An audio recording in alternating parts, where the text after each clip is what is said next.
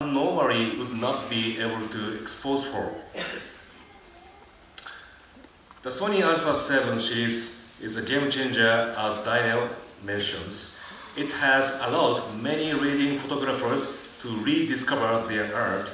The Alpha 7's full frame allows one to shoot impossibly fast in ultra low light conditions, tracks the subject better than ever before, and achieves unprecedented pictures quality. Just 3 days ago in New York, we announced the new camera of Alpha6300 with the world's fastest 0.05 second autofocus speed and internal 4K movie recording, along with other industry reading. So this is the Alpha6300. So today we are happy to inform you that UAE is the second country we are announcing this product introduction. Also, let me introduce a totally new range of lenses called G Master.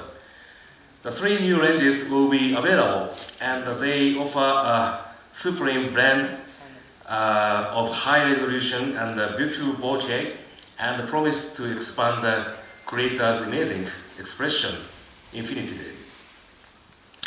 So I would now like to welcome Mr. Dai Tanaka on the stage to speak about new camera and lenses.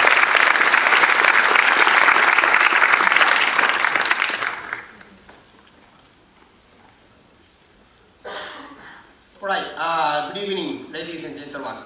Thank you very much for having us to talk about these products. And I'd like to now talk about our new APS-C flagship model, which is Alpha6300.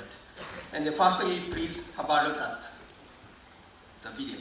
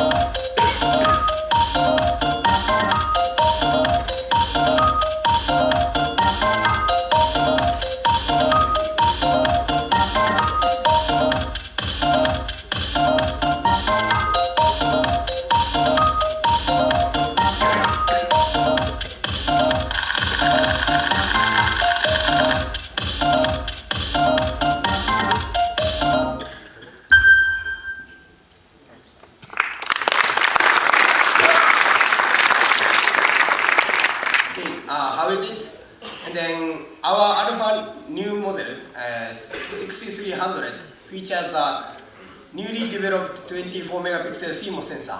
And then thanks to this CMOS sensor, it can realize various dramatic features as you have seen on the video.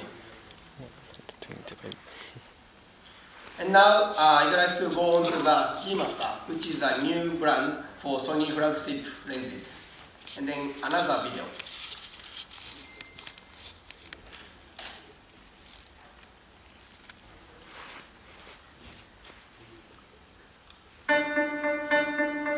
Lens standards are changing. Advances in camera performance and soaring creative ideals demand a new approach to lens technology.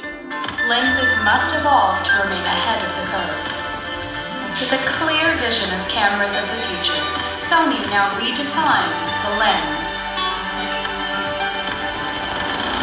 G Master.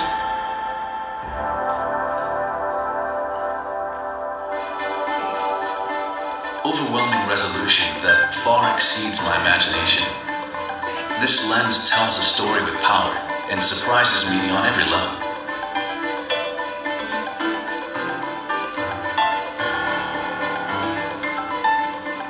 unbelievably sharp still images, and 4K video. It's a new level of clarity, even in the dark. 50 lines per millimeter is the baseline for the G Master, and overwhelming resolution measures up to the continuing evolution of camera bodies.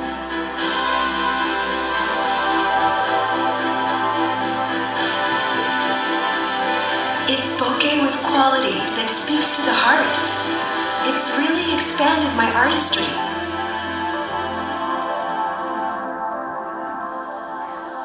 Bokeh is so sophisticated that it unleashes potential for expression unlike any I've ever witnessed. It has exceeded my demands as a professional 150%. Express yourself like never before with spectacular bokeh that only 0.01 micron accuracy delivers. Experience new imaging with spectacular resolution and brilliant bokeh.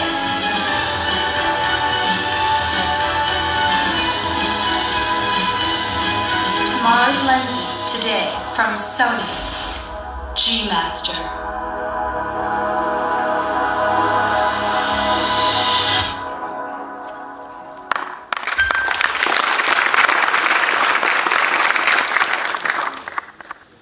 Thank you very much.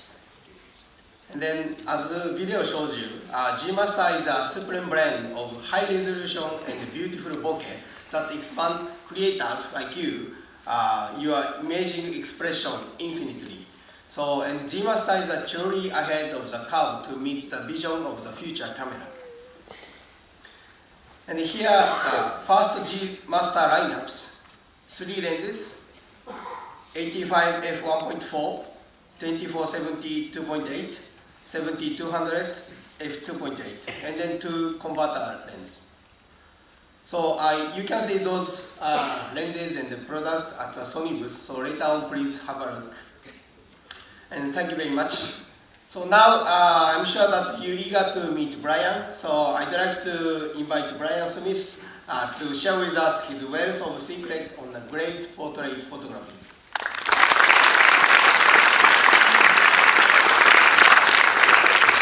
Thank you so much.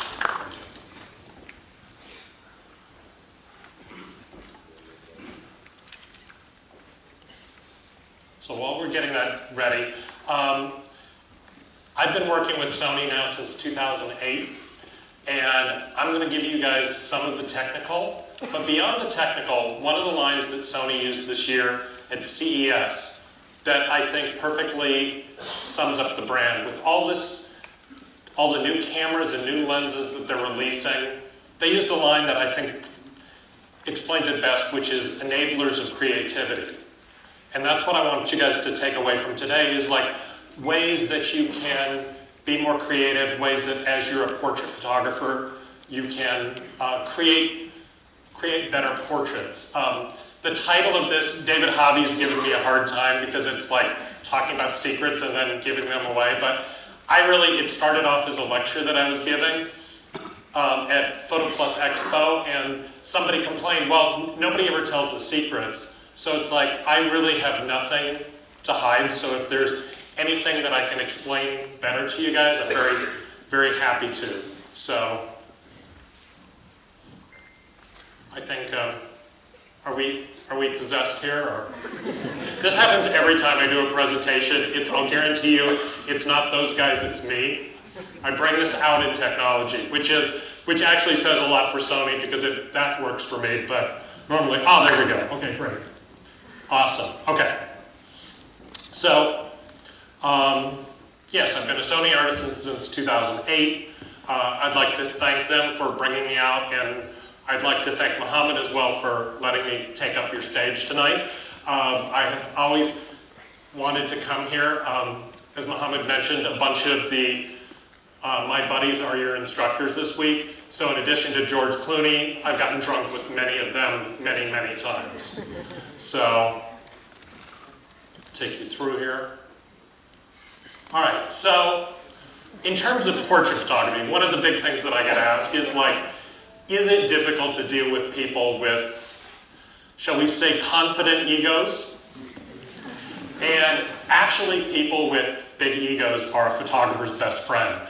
Because a photo shoot, when you boil it down to, is about their very favorite subject in the entire world.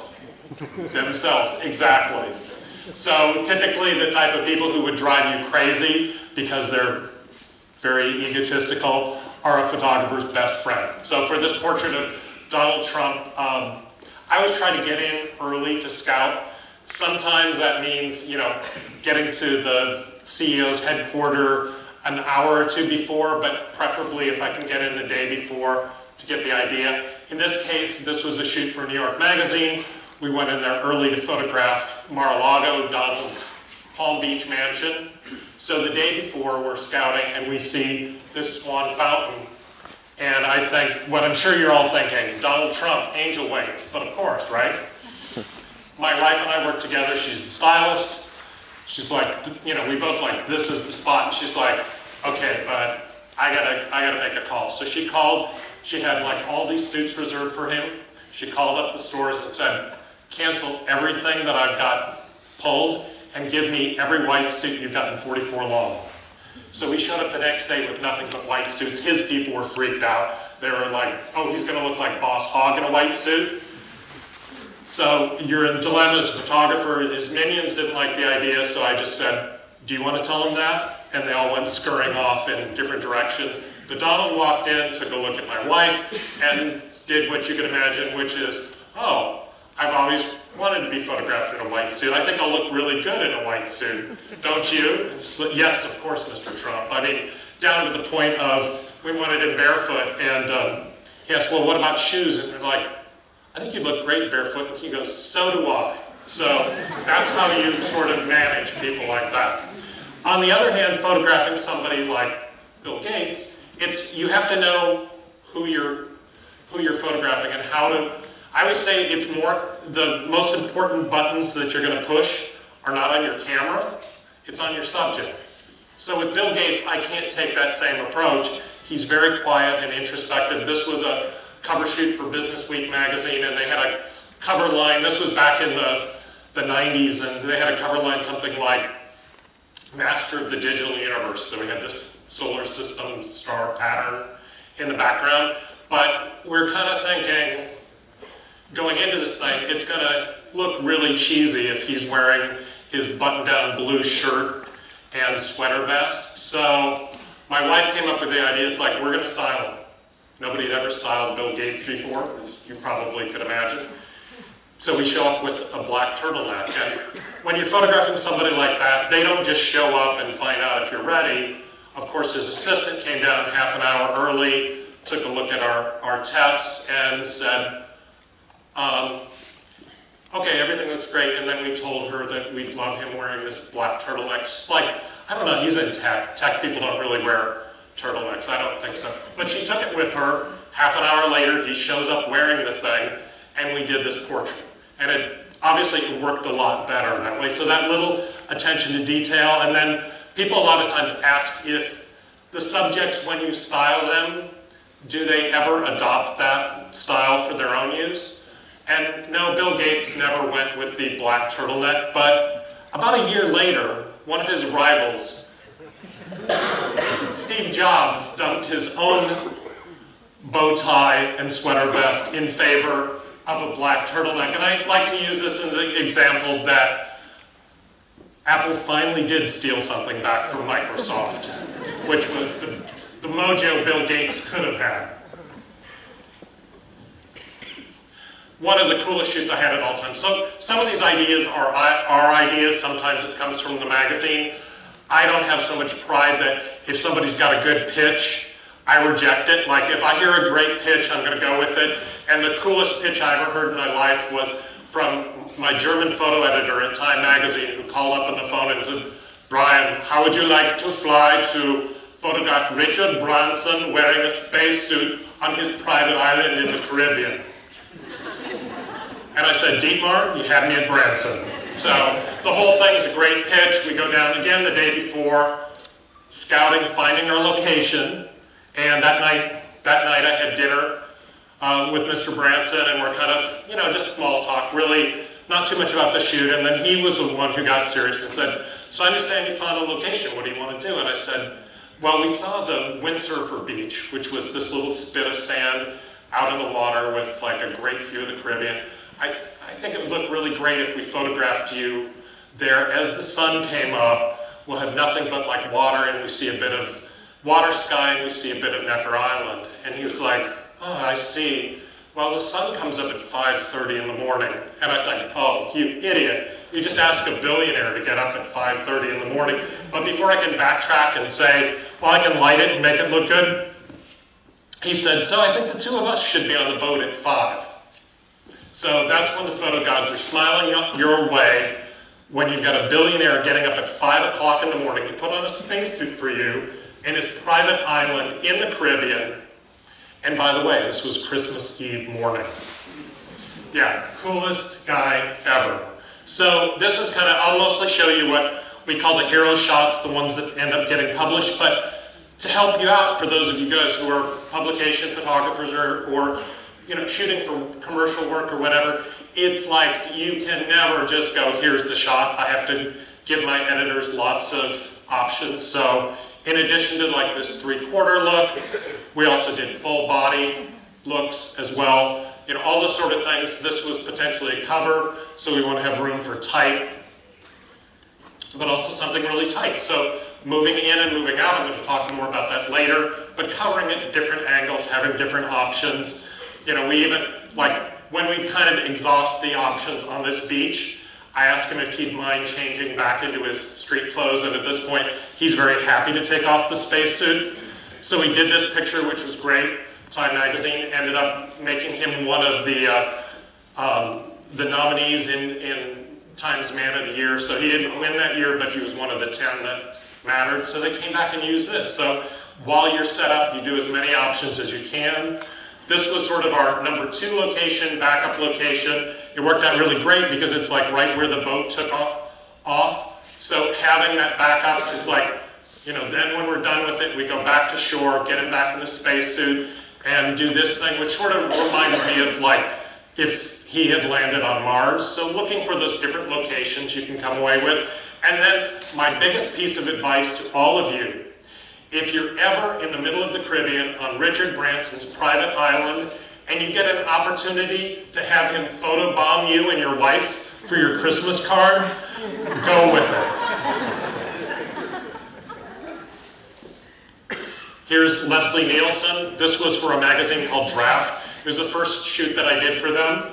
And I called up, they gave me a contact number for Leslie, and typically a contact number is their publicist, their assistant, their business manager.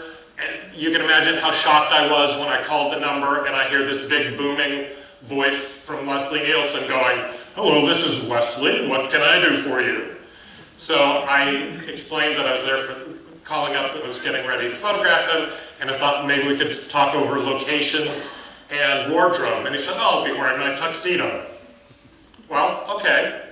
I'm flexible enough to go with that. We can work with it. He's kind of that, you know, I kind of see him as a bizarro James Bond anyway. So we kind of rolled with that, and so my wife is not pulling wardrobe for it, but it's like we're going like, James Bond would never drink from a beer glass. No, he drinks everything with a martini glass. So just adding that little touch into the shot, we ended up for the next 2 years doing all of their celebrity covers, basically for an $8 prop that they paid for. So that small attention to details, they always say, you know, don't sweat the small stuff. Photography is nothing but small stuff. It's the little things that make all the difference. You know, the same way then this led to, we were shooting Randy Quaid for their first anniversary issue. So we're out in LA shooting him in a bar called Musso and Frank's Grill. And I walked in and they had these itty bitty beer glasses. Well, Randy's a big hulking guy. He like towers over me. He's probably 6'6". And I'm just trying to picture him with a little tiny beer snifter. And it's like, no. So I look back and I'm like, how about that pint glass?